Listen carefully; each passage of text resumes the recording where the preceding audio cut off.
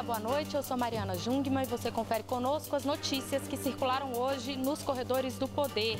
A votação da reforma da Previdência ficou marcada para o dia 19 de fevereiro.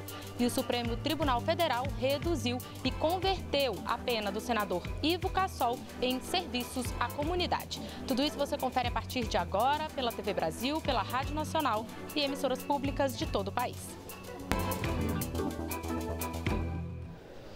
A reforma da Previdência foi o principal assunto aqui nos corredores em Brasília hoje. O relator da reforma, o deputado Arthur Maia, fez uma leitura informal do parecer dele hoje no plenário da Câmara dos Deputados, como já estava previsto e agendado antes da decisão de adiar a votação da reforma. Essa leitura é informal porque o que ele fez foi explicar ali para os deputados o que está previsto na emenda aglutinativa, né? Um nome aí complicado. Emenda aglutinativa são as proposições de mudanças ao texto original dele, que ele vai fazer em relação à reforma e que já foi acordado previamente com o governo e também com as principais lideranças aqui do Congresso. Então ele explicou aí essas mudanças, por exemplo, a questão de que não vai mais se mexer na aposentadoria rural, entre outros pontos. Ele fez essa apresentação informal, mas a leitura oficial do parecer ficou marcada para o dia 5 de fevereiro. E hoje, ao longo do dia, teve muita gente falando aqui sobre isso. A decisão de adiar a reforma, a gente informou para você aqui ontem à noite, foi anunciada pelo líder do governo no Congresso, o senador Romero Jucá. Essa decisão de adiar a reforma foi comemorada principalmente pela oposição, que já vinha trabalhando ali, tentando garantir que essa reforma ficasse para o ano que vem. E aí, agora, há aí uma divergência na forma de enxergar os impactos que vão decorrer desse adiamento, porque agora, durante o recesso parlamentar, os parlamentares, os deputados voltam para os seus estados, têm um contato mais próximo ali com as suas bases eleitorais. A gente lembra que ano que vem é ano de eleição e aí há diferentes formas de se enxergar os impactos que esse adiamento então pode causar na votação no ano que vem. A oposição acredita que ao retornarem então para os seus estados, os deputados vão sofrer ali uma pressão dessas bases para não votarem a favor da reforma. Foi isso, por exemplo, que disse hoje o líder do PSB que fechou questão contra a reforma, o deputado Júlio Delgado. Vamos acompanhar o que ele disse. Eu acho que o retorno às bases e a proximidade das eleições a cada dia prejudica. Se o governo saiu daqui em dezembro com 250 votos que eles cantavam e não tinham a favor da reforma, pode ter certeza que em fevereiro eles retornarão com menos disso. Já o deputado Carlos Marum, futuro ministro aí do governo Temer, entende exatamente o oposto. Na opinião dele, o governo tem feito um bom trabalho de comunicação e quando as pessoas voltarem, quando os deputados voltarem para os seus estados, vão haver ali algumas manifestações, ele acredita, vai ter aquelas pessoas que sempre vão se manifestar contra a reforma, mas ele acredita também que o contato desses deputados com as suas bases reais ali, eles vão receber um impacto positivo, no sentido de que a reforma é realmente necessária. Acompanhe o que ele disse. Contato com a minha base, que são as pessoas que me acompanham, que fazem política junto comigo, que são os meus correligionários, eu tenho uma convicção que colherei muito mais apelos no sentido de que a reforma da Previdência seja aprovada, porque são pessoas que já têm a consciência, que é crescente na sociedade, por sinal, têm a consciência de que a reforma da Previdência é necessária. Quem também procurou demonstrar otimismo com esse adiamento hoje foi o presidente aqui da Câmara. Ontem, Rodrigo Maia inicialmente não quis confirmar o adiamento da votação, foi um pouco reticente ao falar nas primeiras falas dele com a imprensa, mas hoje, então, ele anunciou que marcou o início das discussões para o dia 5 de fevereiro, em seguida virá o carnaval, ali por volta do dia 7, né? Em alguns estados começa no dia 7, e aí no retorno do carnaval, então, ele deve pautar esse assunto para ser votado, o que deve ocorrer, então, no dia 19 de fevereiro, como eu já disse. E aí Rodrigo Maia disse que se ele marcou a data é porque tem convicção de que até lá o governo terá votos de sobra, ele falou até em 320 votos. Acompanhe o que ele disse. Eu disse aqui nos últimos dias, quando eu marcasse uma data, é porque nós teremos os votos para aprovar a reforma da Previdência.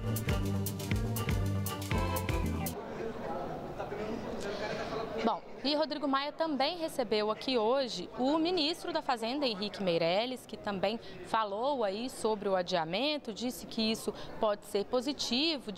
Henrique Meirelles disse que seria de fato negativo se a reforma tivesse sido colocada em votação e rejeitada. E ele disse que isso poderia ter um impacto muito ruim na previsão de crescimento do PIB no próximo ano. Por outro lado, segundo ele, se a reforma daqui até fevereiro há mais tempo para o governo articular então essa reforma, garantir a aprovação dela, e isso pode garantir inclusive que o impacto positivo no PIB vai deixar o resultado final do PIB acima do que foi previsto pelo governo para o ano que vem. Aliás, sobre essa previsão aí de PIB, tanto para esse ano quanto para o ano que vem, quem acompanhou a coletiva do ministro da Fazenda foi a Rádio Nacional, a equipe da Rádio Nacional, e é então com Jéssica Gonçalves que nós vamos falar agora para saber mais detalhes sobre esses números, né? Boa noite, Jéssica.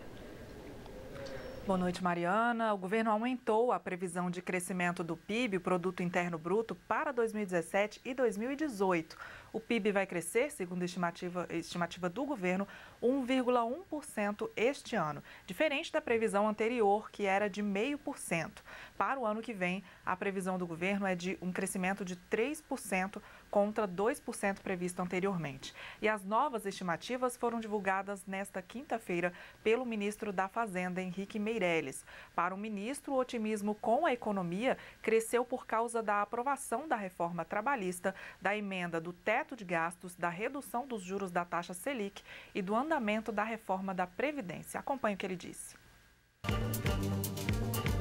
Nós achamos que é uma projeção bastante conservadora, bastante sólida.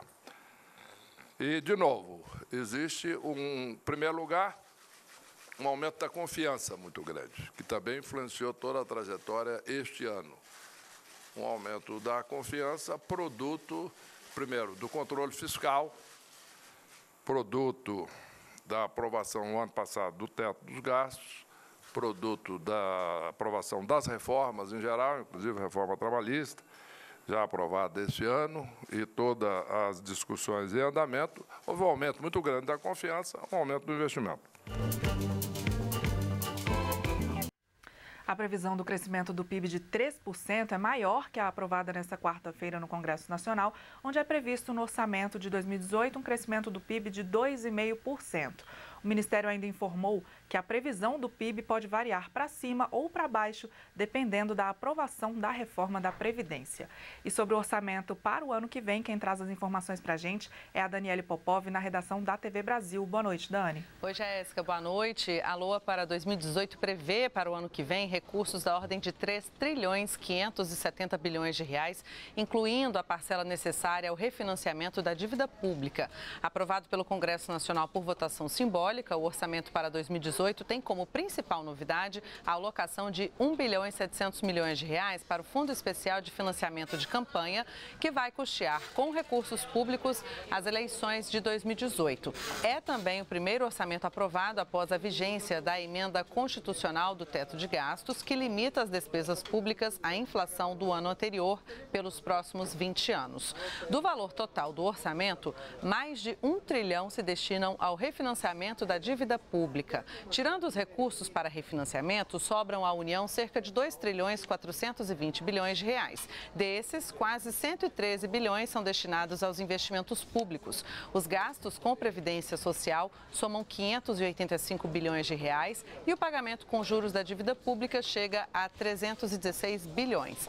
O gasto com funcionalismo público foi estimado em 322 bilhões para 2018, sendo que esse montante contempla o adiamento de reajustes salariais e o aumento da contribuição previdenciária dos servidores de 11% para 14%. O salário mínimo, segundo o texto, está fixado em R$ 965, R$ 28 a mais que o valor atual de R$ 937. O relatório prevê um déficit primário de 157 bilhões de reais para 2018, um pouco menos do que a Lei de Diretrizes Orçamentárias, LDO, aprovada anteriormente, que previa aí uma meta fiscal deficitária no valor de 159 bilhões. A proposta prevê crescimento de 2,5% do PIB, o Produto Interno Bruto, para os próximos 12 meses. O orçamento segue agora para a sanção presidencial. Mariana. Obrigada, Daniele Popov. A gente vai agora ao Rio de Janeiro falar com o Maurício de Almeida, ainda um pouco nessa pauta econômica, né, Maurício? Porque saiu um acordo aí importante com o governo do Rio em relação àquela venda da SEDAI, né? Boa noite. É isso mesmo. Oi, Mariana, boa noite. Foi isso mesmo. Hoje, o governador Luiz Fernando Pezão assinou com o banco BNP Paribas um empréstimo de 2 bilhões e 900 milhões de reais. E as ações da SEDAI foram dadas como garantia para o pagamento desse empréstimo. Se o governo do Rio não quitar a dívida, o banco BNP assume as ações da SEDAI. Falta agora apenas a assinatura do ministro da Fazenda, Henrique Meirelles, para esse dinheiro ser liberado para o governo do Rio. Luiz Fernando Pezão acredita que Meirelles vai assinar até amanhã o acordo. E na próxima terça-feira, esse dinheiro vai cair na conta do governo do Rio. Pezão, então, promete pagar na próxima quarta-feira os salários que estão atrasados dos servidores aqui do Rio de Janeiro. Pagar, inclusive, o 13º salário do ano passado. Com isso, colocar em dia todos os pagamentos, já que alguns funcionários aqui do Rio de Janeiro ainda não receberam os salários de outubro. Mariana. Obrigada, Maurício de Almeida. E a gente vai então falar com Carolina Pimentel na redação da Agência Brasil, porque, Carol, você tem informações para a gente sobre a CPMI da JBS, né? Foi aprovado o relatório? Boa noite, Mariana. Foi aprovado, sim, a CPMI da JBS, que estava investigando aí ações do grupo, aprovou o relatório final, relatório que pede que o ex-procurador-geral da República, Rodrigo Janot, e o ex-chefe de gabinete dele, Eduardo Pelela, sejam investigados.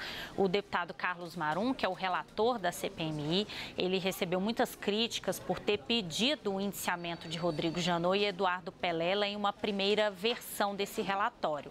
Ele acabou desistindo desse indiciamento e, em vez de pedir o indiciamento, solicitou que os dois sejam investigados pelo Ministério Público, inclusive com a quebra dos sigilos telefônico e telemático.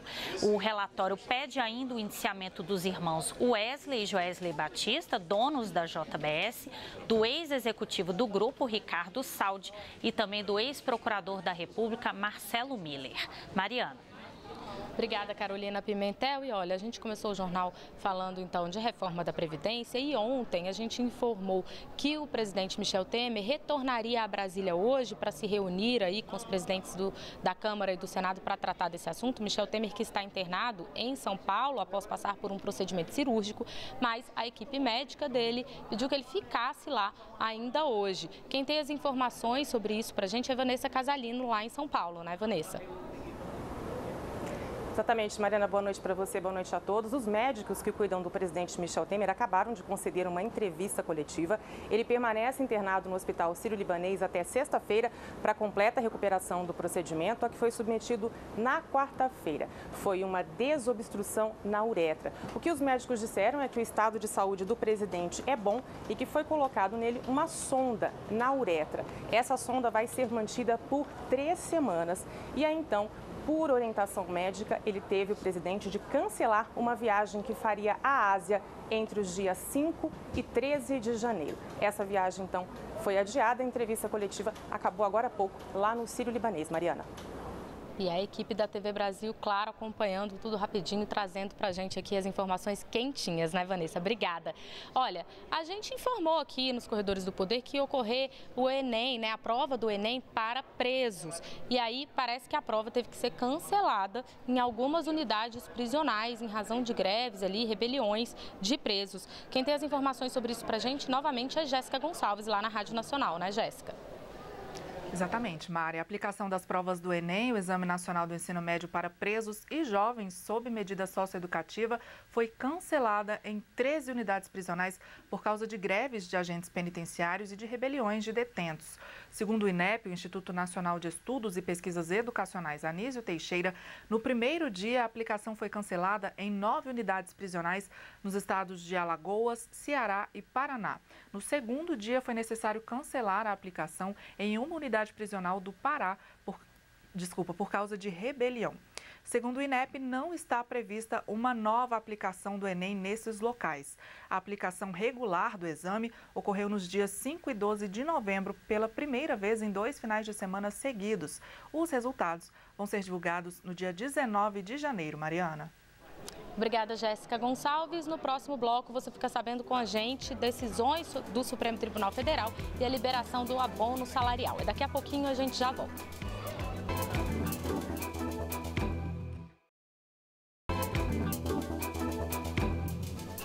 Olá, eu sou Mariana Jungmann e nós estamos de volta com as notícias que circularam hoje nos corredores do poder. E a gente volta falando com a Carolina Pimentel, novamente na redação da Agência Brasil. Você tem notícia boa, né, Carolina? É liberação do abono salarial, mas de 2016, né?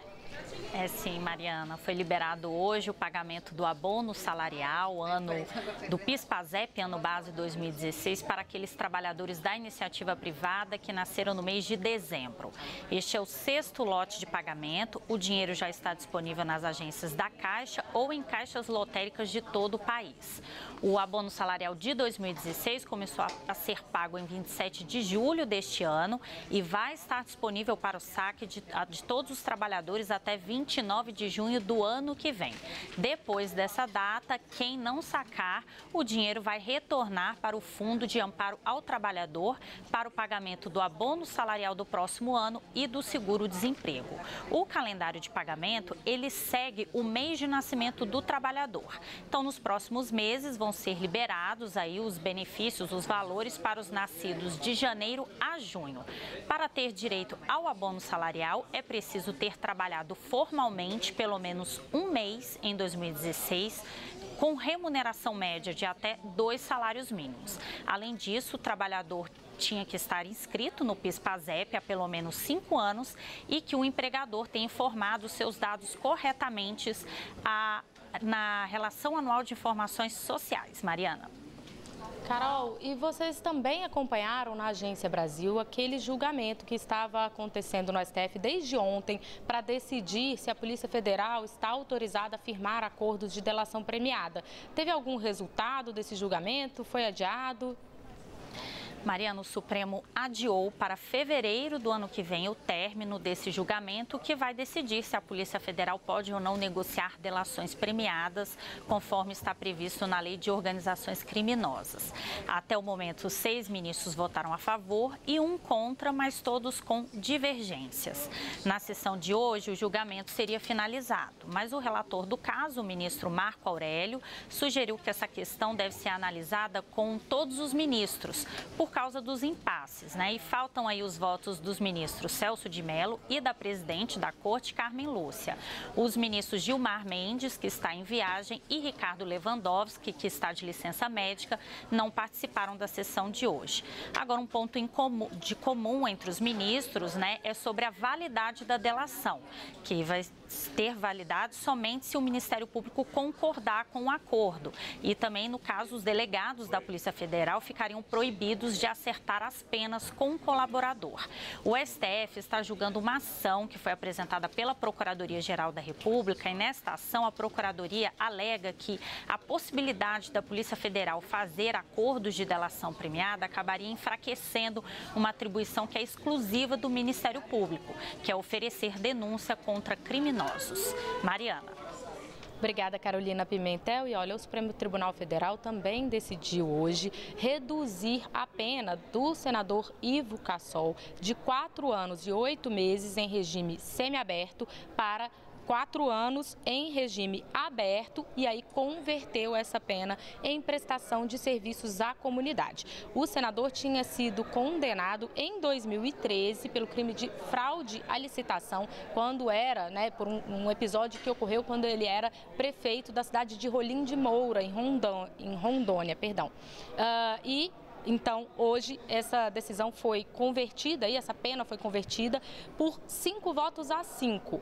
Houve ali um empate e aí, quando ocorreu esse empate, os ministros entenderam que isso beneficia o réu. Então, a decisão adotada foi a de reduzir a pena de Ivo Cassol. Ele divulgou uma nota agora há pouco, na qual diz que vai cumprir, então, a decisão de prestar serviços à comunidade de cabeça erguida, embora ele negue que tenha cometido qualquer irregularidade, diz que não jamais roubou nem desviou recursos da Prefeitura de Rolim de Moura. A gente segue falando ainda de irregularidades, mas dessa vez em relação a fraudes na Lei Rouanet, com a Daniele Popov, né, Daniele? É isso mesmo, Mariana. Uma denúncia contra 29 foi apresentada, né, dos 32 acusados de participar de um esquema de fraudes que desviou 21 milhões de reais por meio da Lei Rouanet. Eles agora são réus pelos crimes de organização criminosa, estelionato contra a União e falsidade ideológica. A ação teve origem na Operação Boca Livre, deflagrada pela Polícia Federal em junho de 2016. Segundo as investigações, o grupo Bellini Cultural desenvolvia projetos fictícios e apresentava contrapartidas ilícitas ao mecanismo de fomento cultural por renúncia fiscal. Os acusados usavam diversos meios, como notas fiscais falsas, para simular a execução ou superfaturar a prestação de contas dos projetos culturais. Havia também a apresentação de projetos duplicados e até espetáculos e apresentações financiados com recursos públicos que se tornariam eventos institucionais fechados, se tornaram, né, eventos institucionais. Além dos diretores e funcionários da Bellini, são acusados de participar das fraudes representantes das empresas doadoras. Mariana. Obrigada, Daniele Popov. E a gente volta a falar com a Vanessa Casalino em São Paulo, porque, Vanessa, hoje a Volkswagen admitiu ter aí colaborado com a ditadura militar no Brasil, né? Uma situação que foi considerada inédita pelo Ministério Público. Verdade, Mariana, uma situação inédita. A montadora reconheceu essa cooperação com a repressão na ditadura civil-militar aqui no Brasil, e esse reconhecimento se deu por meio da apresentação de um relatório que foi contratado pela empresa a um historiador alemão.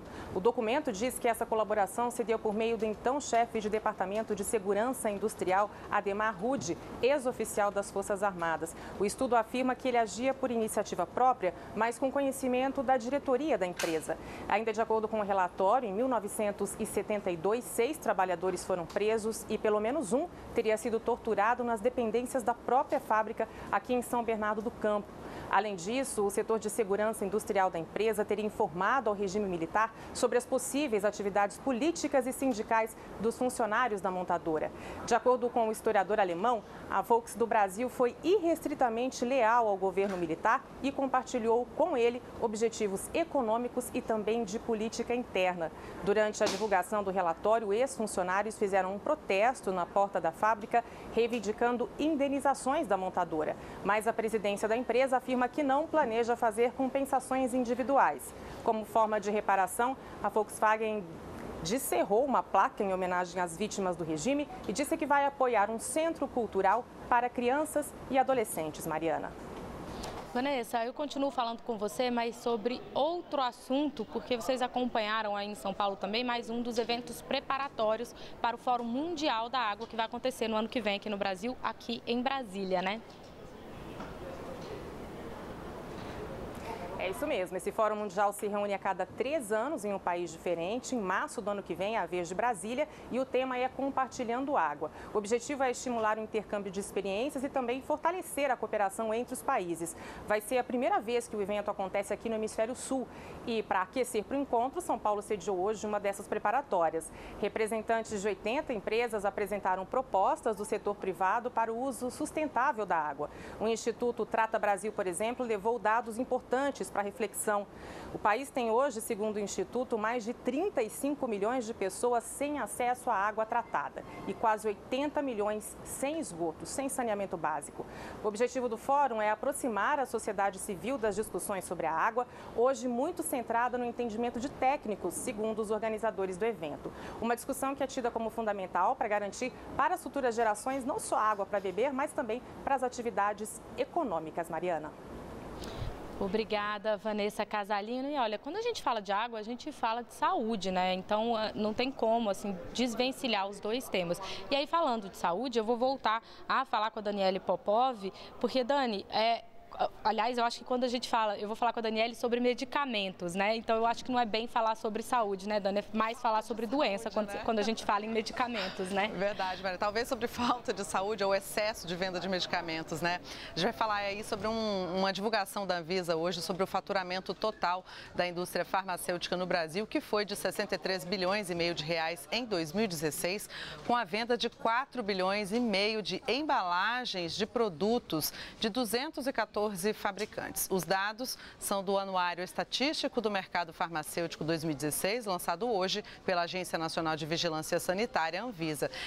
Os medicamentos usados no tratamento de doenças cardiovasculares lideraram a lista de mais vendidos pela indústria farmacêutica em 2016. No total, foram 694 milhões de embalagens comercializadas. Segundo o diretor-presidente da Anvisa, Jarbas Barbosa, isso se deve a uma mudança no perfil demográfico e epidemiológico do brasileiro, o envelhecimento da população e a expectativa de vida aumentando. Medicamentos destinados ao tratamento de doenças do sistema nervoso central ficaram em segundo lugar em termos de quantidade comercializada. Foram aproximadamente 650 milhões de embalagens distribuídas.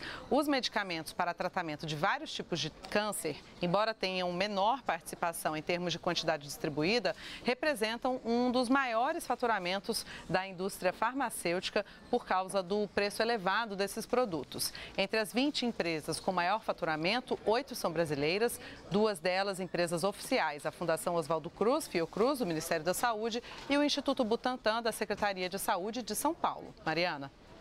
Obrigada, Daniele Popov. A gente lembra que mais sobre todos esses assuntos você acompanha nos noticiários aqui da TV Brasil e da Rádio Nacional e também em agenciabrasil.ebc.com.br. Para você, uma ótima noite.